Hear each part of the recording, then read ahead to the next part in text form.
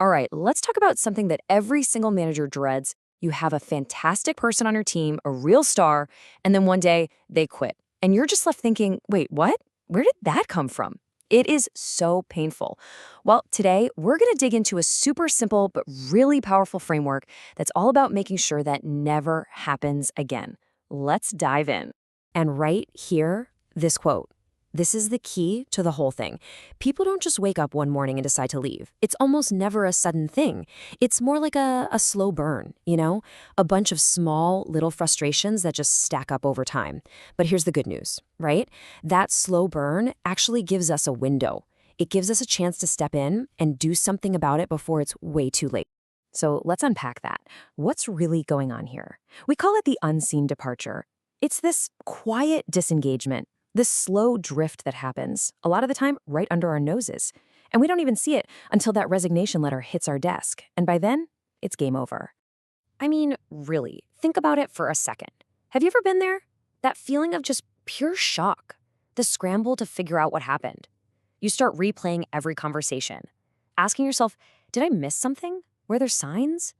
And the honest answer is, yeah, probably. We probably did miss them. But that's because we weren't looking for the right thing. So that brings us to the big question. Why do good people actually leave? What's the real reason this keeps happening?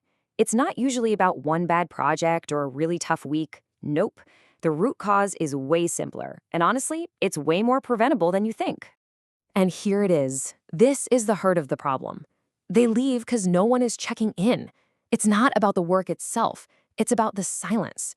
It's about feeling invisible, feeling like their experience just doesn't matter. We get so focused on the metrics, the output, the deliverables, that we completely forget to check in with the actual human being doing the work. But when you actually make the time to check in, man, the payoff is huge. You're not just playing defense, trying to stop people from leaving. You're boosting their engagement. You get to spot these tiny little issues before they explode into giant problems. And you shift the whole conversation from what did you get done to where are you trying to go? It sends a crystal clear message. We're here to keep our great people, not just constantly look for new ones. Okay, so how do we fix this? What's the actual plan? We need a system, a predictable habit, something structured that makes sure these conversations always happen. Let's call it the retention ritual. You can think of it as a quarterly mentoring session or a stay interview. But here's what's absolutely crucial to understand. This is not a performance review. It's not a status update on their projects. This is a dedicated, totally protected block of time, once a quarter, where you only talk about the big picture stuff. We're talking career path, their engagement, their long-term fit, the stuff that really matters. And the best part? It's actually super simple to put into practice. So let's break it down right now into a really clear 4-step plan that you can literally start using this week. First things first, you gotta ask yourself, do we already do something like this? If the answer is yes, that's awesome. Your job is just to make it even better. But let's be real. For most of us, the answer is gonna be no. So for the rest of this, we're gonna focus on that if no column and build this thing from the ground up. So here's the whole plan in a nutshell. Step 1. Decide who's leading this, who owns the conversation. Step 2, get it on the calendar. Make it a recurring, non-negotiable quarterly meeting. Step 3, and this is the big one, define the focus. What are you actually going to talk about? And finally, step 4, document it. Write it down so it's a real, consistent thing that's part of how you operate. Okay, I really want to pause here for a second because step 3 is everything. It is the absolute heart of this whole protocol. Look, anyone can schedule a meeting. But a meeting is only as good as the questions you ask. The structure is great, but the focus is where the magic happens. This is how you uncover what's really going on. So, your first question is always this: what's going well? You have to start here. It's not just small talk. This reinforces what's working, it lets you celebrate their wins, and it builds up a foundation of safety before you get into the heavier stuff. It's you saying, hey, I see you and I see the great work you're doing. All right, now for the killer question. This is the one that changes everything. What would cause you to leave?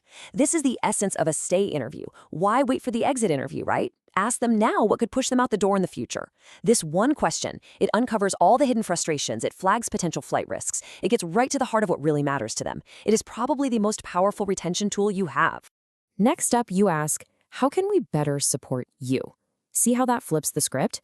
Suddenly, it's not about what they can do for the company. It's about what the company can do for them.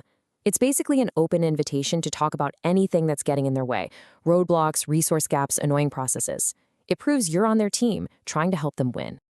And you close it out by looking ahead. What development or growth opportunities do you want? This question is so important because it shows you're invested in their whole career, not just their performance this quarter. It's how you connect their personal goals to their future at the company. And that right there gives them a massive reason to stick around. Okay, so once you have your core questions, you gotta document the structure to make it real. Keep it simple. 30 to 60 minutes is perfect. Do it quarterly. Find a private, distraction-free spot. No interruptions. And here's the number one rule for you, the leader. Your job is to listen. That's it. This isn't about defending or explaining. It's about listening and understanding. So let's say you do all this. You put this system in place. What does success actually look like? What's the end game here? It looks like this. The goal isn't just another meeting on the calendar. The goal is that every single person on your team knows, without a doubt, that there is a regular, predictable space for them to talk about their future with the company.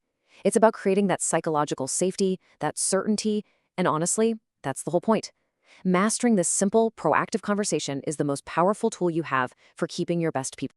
So I'll leave you with this question. Don't get overwhelmed thinking about rolling this out for the entire team tomorrow. Just think of one person. Right now, who on your team needs this conversation the most? Who comes to mind? Start with them. Just start there.